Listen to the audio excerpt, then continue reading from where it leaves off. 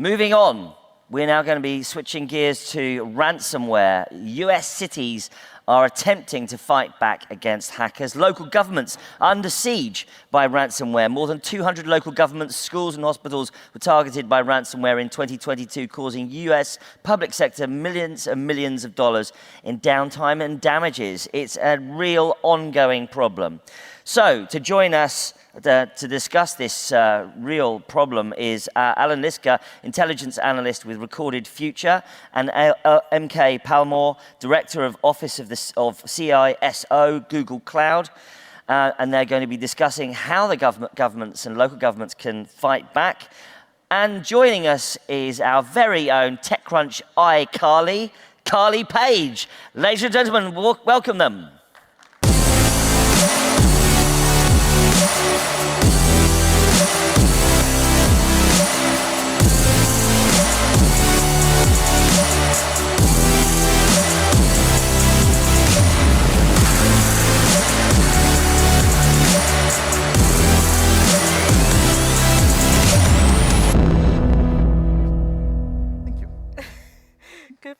Good morning. Thank you so much for joining us, guys. I think Allan has just put some stickers on the front tables if anyone wants those, but let's get going. I got to bribe people to come to the talk, so hand out free stickers. So I'm super excited to get stuck into this discussion about ransomware, but I think before we get started, we kind of need to define what we're talking about. Over the past couple of years, we have seen the ransomware industry change so drastically. The tactics employed by hackers change so drastically. So Allan, could you kind of summarize what are we talking about when we say ransomware?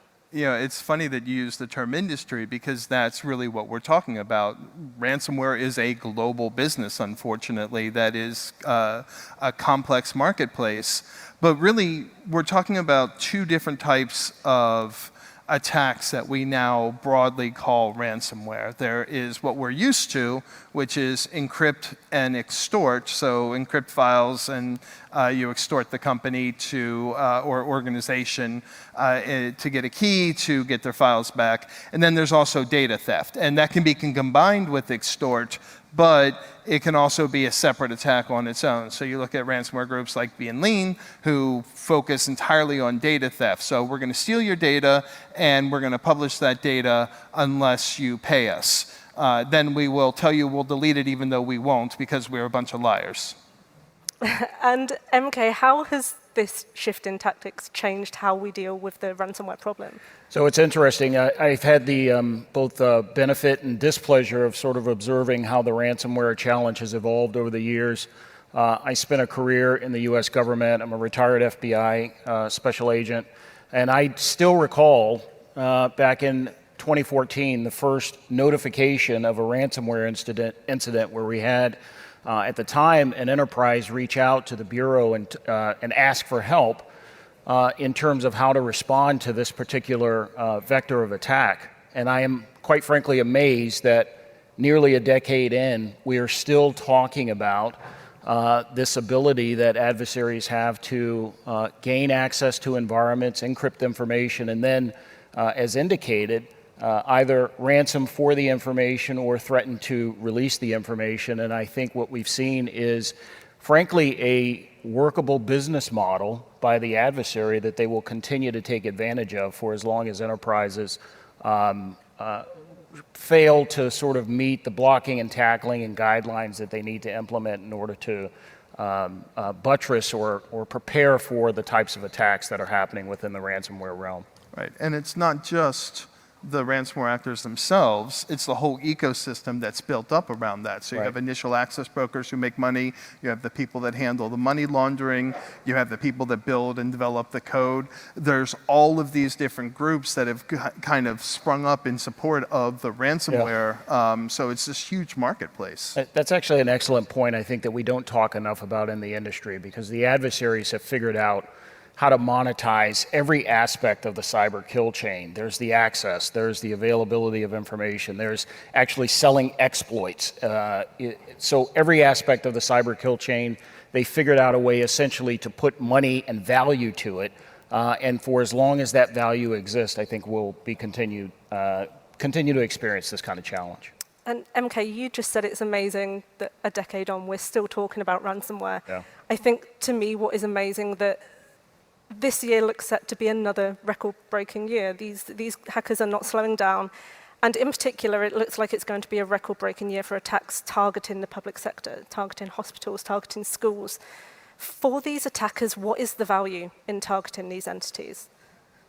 Yeah, I mean, initially it's about information, gaining access, right? We talked about the monetization piece. We do know that each year public sector entities remain in the top 3 targeted verticals for adversarial attack. And part of the reason is that there's such a challenge for public sector entities to essentially keep pace with the changes in technology and the capabilities that most enterprises have available to them in terms of protecting their digital assets. And the adversary knows this. They know that the public sector essentially can't keep pace, and so they tend to be a heavily targeted vertical because there's a high degree of success associated with targeting them. And Allan, did you have anything you wanted to add on that?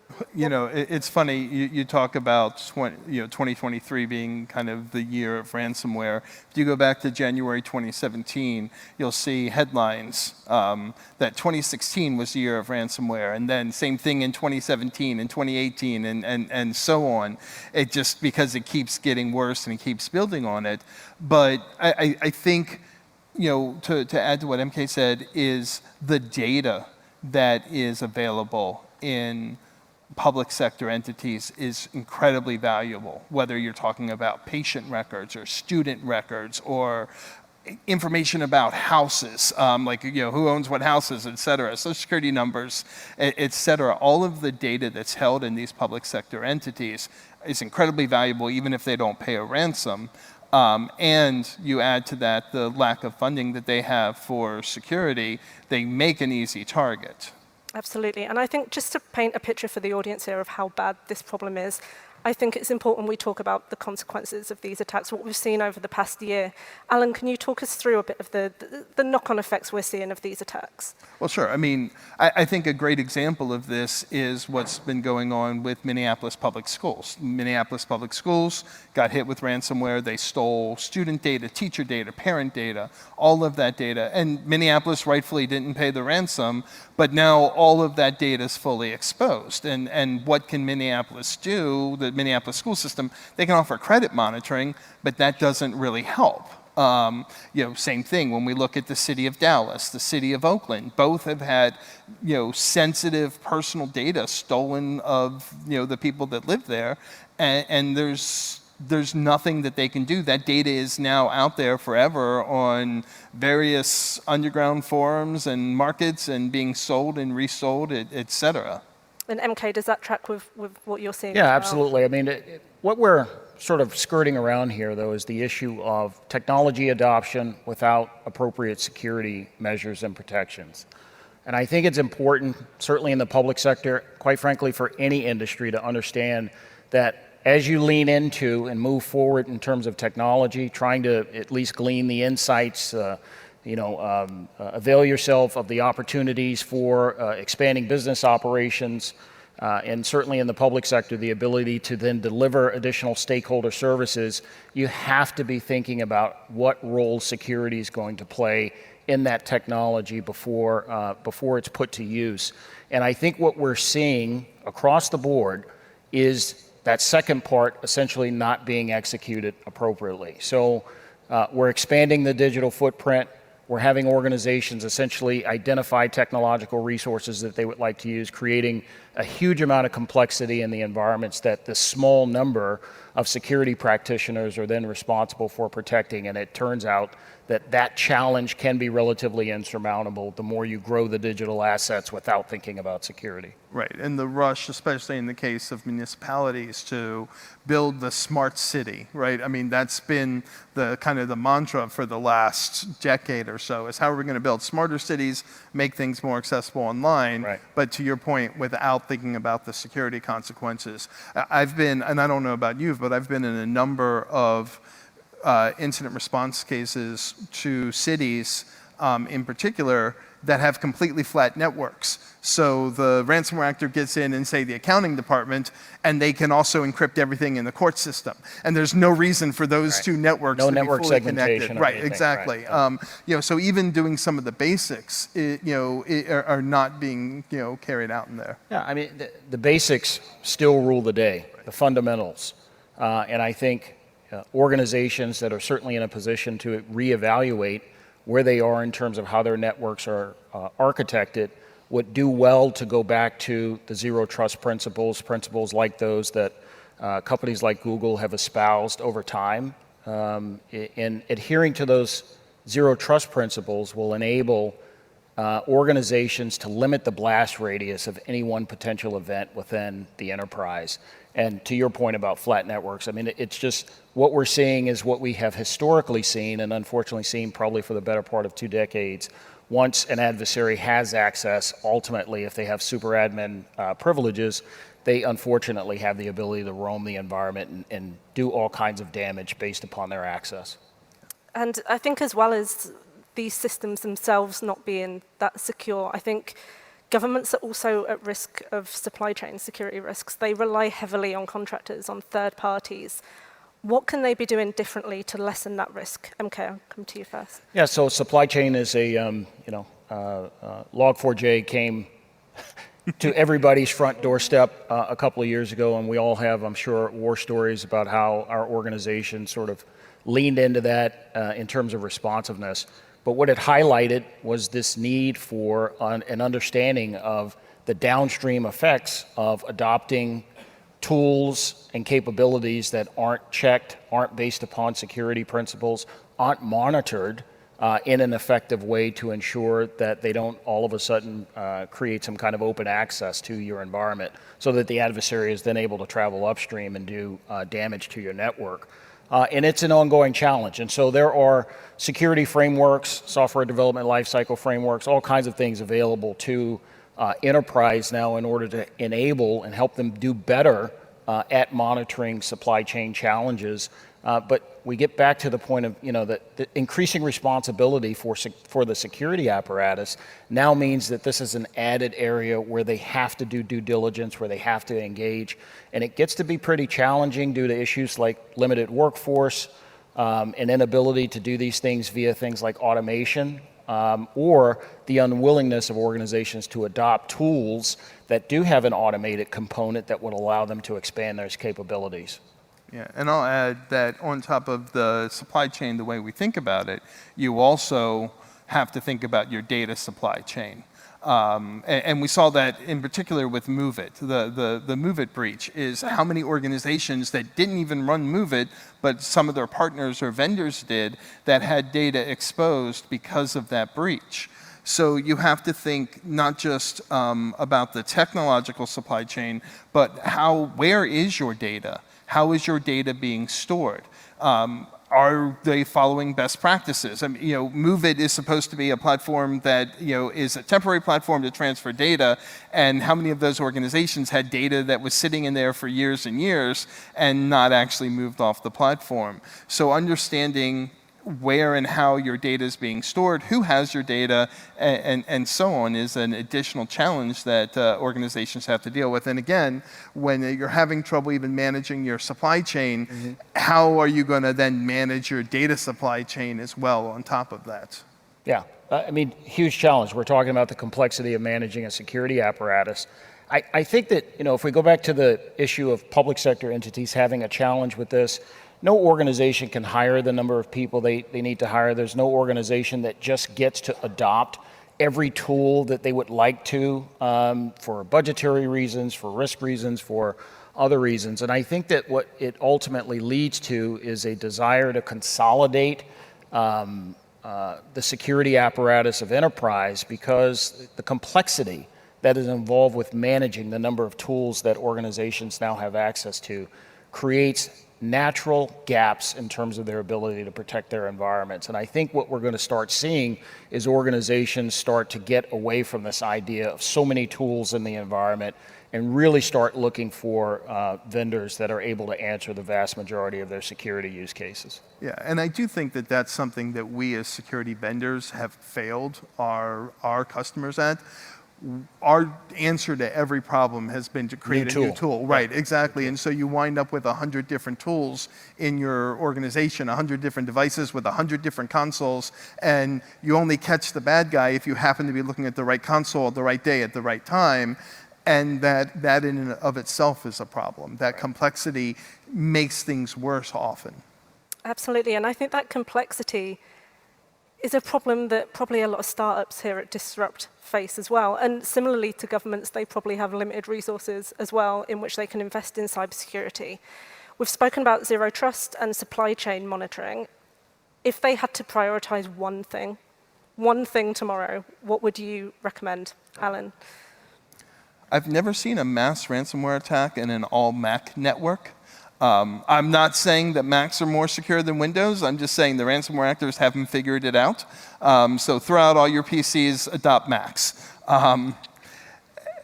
Probably not practical for many organizations. So I don't like to give a one answer because it depends on your capability. What do you have the ability to do? You know, for me, because of the way a lot of attacks that I see work, I tend to recommend an EDR or an EDR solution and possibly through a third-party monitoring like an Arctic Wolf or a Red Canary or something like that as you know, building that baseline. But before anything, know your network. Know what you have, know what your assets are, know who your partners are, know where your data is going. Understanding that allows you to better decide what one tool, if you can only get one tool, to use. Because I can tell you what I'd recommend, your situation may be completely different. I don't know, what are your thoughts? Yeah, so people are going to be disappointed. It's going to be similar but different. Chromebooks. Yeah. For large-scale enterprise, Chromebooks have still shown themselves to be a resilient, secure device utilized for network-capable access to SaaS applications through the Chrome browser and such. There have been zero documented instances of ransomware being able to be proliferated against a Chromebook. And so probably not a surprise to those of you in the room that the recommendation from Google is heavy use of the Google security stack. You know, use of Pixel phones, Chromebooks with Chrome OS. These are things that organizations, certainly startups, should be thinking about because they're concentrating on getting their product to market, right? So security is not necessarily the thing that's driving their day-to-day activity. And so if you wanted to reduce the risk to the enterprise, start eliminating natural vectors of attack so that you can concentrate on business operations and the ability to get business done. So if you go through the process of just sort of, hey, let's worry about getting our widget built, getting that to market, and take whatever tool that we can get, and you're not being intentional about that tool adoption, you essentially are opening yourself up to all kinds of possibilities in terms of security risk. And those will grow as the startup and enterprise grows in terms of size and complexity. And the more devices, the more hardware that gets added to the development of the business operations and the tools, products and services that you're trying to develop, the more complex your environment is getting. I bet you I could ask every startup or founder sitting in this room whether or not they have someone who's handling security, and the number of identified security professionals or practitioners that are part of the founders, I'd be willing to bet it's pretty limited. It's one of the last things that unfortunately is talked about. It's one of the last executive positions that is oftentimes brought on board in the startup environment. And from day one, that security practitioner is playing catch up because the business has been running and operating with some type of functionality up to that point. And so that person then needs to backtrack and figure out what all has been done in the way of creating a security culture, a security environment that protects digital assets. Yeah, I mean, it's funny, so many startups that I talk to, exactly what you said, they don't have a security program until they get their first contract with a company that requires them to have one of those dreaded questionnaires, and they're like, oh crap. And that's even in startup, you see that technical debt suddenly come to life, and it's like, can we take this contract? And you don't want to be stuck having to figure that out. You want to have that ahead of time. This realization's coming to light top to bottom. I mean, there's been, I read an article this week, there's been so much news about the need for security professionals and practitioners at the top of the enterprise, boards of directors and elsewhere in terms of playing a key role in operations in the C-suite and governance of the organization. And that need to include security professionals early on really has not been stated or emphasized as much as it should be. It will yield dividends in the long run and actually will allow the organization to move faster when the time comes. Absolutely. I just want to change gears quickly and touch a bit on about what the US government is doing to help these public sector organizations fight this problem. So in the past couple of months, we've seen them announce a few initiatives. There's the K-12 resiliency effort, which is looking to help schools overcome this problem. And it's also announced more funding for state governments as well, trying to fight back. Do you think the government is doing enough? Do you think these initiatives are going to have much of an impact in the long run? So you know my stance on the matter, which is the one way we're going to stop ransomware attacks is drone strikes against ransomware actors. And I know that sounds like a terrible thing to do, but you get one of those guys with a drone, they all retire very quickly. There is that need, right? You need to have that both. You need to have both sides, right? And I do think that it's a good start that we're adding the funding to schools, adding more funding for states. All of that's really important. I also think we should think about like an AmeriCorps for cyber, like where we're taking people out of college and paying for their cybersecurity degree or their cybersecurity certifications to go work in state, local governments and the public sector to get the experience for a couple of years. But I don't discount the importance of the ransomware task force that President Biden has set up. There's now 47 countries in there, and we've seen a number of excellent takedowns. Now, it's whack-a-mole, right? You take one down, it pops back up, or you take it down, they go on vacation for 3 months and then rebrand as something else. But it acts as a deterrent, it acts as a disruptor, at least temporarily, and continuing to do that kind of work across countries is going to be just as important. We need to be both going on the offensive against the ransomware groups as well as improving our defenses. Do you agree? So I'm going to disagree a tad, and I'm the Marine and former federal law enforcement officer sitting on the panel, but I'm not sure drone strikes are going to get us exactly where we need to be in terms of responding to these attacks. We won't know until we try. I appreciate the vigor. Government plays a role, absolutely. It's important for government to engage, and in fact, there are some problems that only government can help to solve. But it is not enough in terms of the participation from private sector. Public-private partnerships have proven to historically help solve really intractable problems like the one that we're facing with ransomware. And so there needs to be a lot more cooperation from private sector entities participating with government in terms of running to ground how it is that we can help organizations really prepare themselves for the kinds of attacks that they're experiencing. And a lot of it, I think, has to do with, again, helping small organizations do better at security. The attacker, experts at return on investment, they do what works. And what works is attacking unprepared entities. And who's unprepared? The smaller entities that can't really afford both the time, effort, and resources to invest in security. And so if there's anywhere where I think public-private partnerships can be more helpful in this regard, it is in bundling capabilities and services and sort of giving them charged or otherwise to smaller entities so that we sort of shore up the foundations of small business, medium-sized business, help them get to where they need to be. And I think we would see probably less of this in terms of proliferation. That same model, I think, extends to public sector entities. I've unfortunately seen over time public sector entities try and stretch themselves a bit too much. When I was in government, 32 years worth of time, we always felt like we could just hire to solve problems. Hire more people, point them towards a problem, and we'll get it done. And we're in an environment where we can't count on just bringing additional personnel resources to the table. We got to leverage technology new advances in, certainly Google's posture in terms of AI and generative AI and its potential impact on the cybersecurity realm. So we got to leverage technology. We have to understand that personnel resources essentially are not going to be there. We have annually in this country 650,000 open cybersecurity positions. We're better than a decade behind filling that pipeline with viable folks that can step into the breach.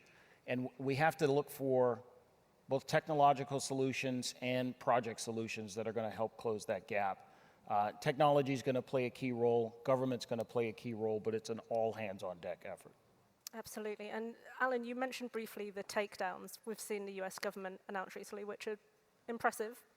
But we've also seen them announce sanctions, which are maybe not so impressive. A lot of these ransomware operators that they're sanctioning are based in Russia.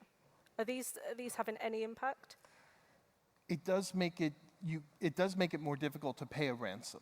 So as much as it pains me whenever an organization pays a ransom, I'm against the idea of banning ransom payments. I think if you pay a ransom, it should be reported, but that's a different story.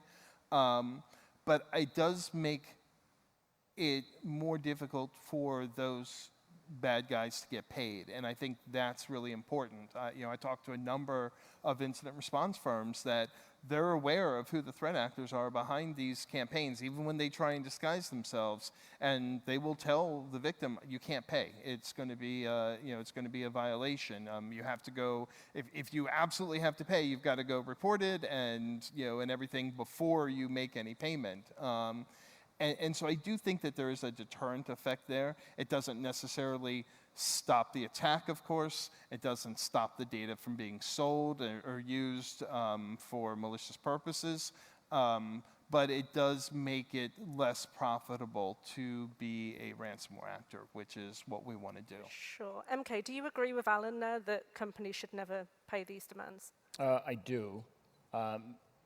Because of something you were touching on, Allan, I think that needs to be teased out, which is the idea that the reason the attacks keep coming is because there's money on the end for the adversary in terms of proliferating these attacks and actually accomplishing what they're trying to accomplish. If you were to cut off the source or the reward for them at the end, I think we would likely see less in the way of attacks. And it's a little bit unfortunate, I think, that, again, decade watching this evolve, that we've gotten to the point where paying is such an automatic component of the attack cycle. And I don't know the answer to this. I don't know if it's reporting. I don't know if it's some other kind of regulatory sense of approaching this, but I do know that organizations can do more to protect themselves, and that's the area where we feel like we can have the strongest impact and emphasis around helping organizations prepare themselves, taking prescriptive advice in terms of tooling, how it is that they think about things like use of cloud, public cloud, which can be a game changer for organizations. We need to sort of get away from if you want to stay with the historical frameworks we've used and the historical approach to digital assets, expect to continue to see adversarial success on the landscape. Yeah, and I think that's right. We'd much rather make it so they never have to even worry about paying the ransom because they stop the attack early on. Right. However, we're going to do that. Absolutely. I'm determined to end this on a bit of a lighter note. So to the founders in the room, what can these guys be doing to help these hospitals, to help these schools secure their data in a way that they can afford to do? Allan. So I think you hit on it. It very much is a partnership, and partnering with these public sector entities to help them, in my case, because data theft's been such prominent, help them better manage and secure their data. If the ransomware actors can't get their hands on the data, then that takes away one avenue of attack. So how can you help them better manage and secure that? How can you help them better secure their environment, secure their networks? How can you help them better understand what a ransomware attack looks like and help them detect it earlier? There are a lot of ways that we can help public sector entities better improve security. As you said, Google's doing a lot in that area to help out. but other companies and startups can fill some of the gaps that a company like Google can't fill, and help these entities better improve their security. Yeah, so I'm going to answer it with some broad-based answers. Help them reduce toil. They don't have enough people to address their security issues. Help them adopt automation, because automation is going to help close the gap on many of the complex issues that they have in terms of the challenge of protecting their environments. And then the last thing, help them increase visibility. Visibility is like the #1 challenge for any security practitioner. And when you have a tiny staff dedicated to protecting a large-scale enterprise, if you can help them increase visibility and then layer in automation, which gives them the ability to respond to the challenges that they're seeing in their environment, you can help them immensely close down potential attack vectors to the enterprise. Absolutely, brilliant. Well, I hope you guys found that as interesting as I did, and thank you again for joining us. Thank you. Thank you. Thank you.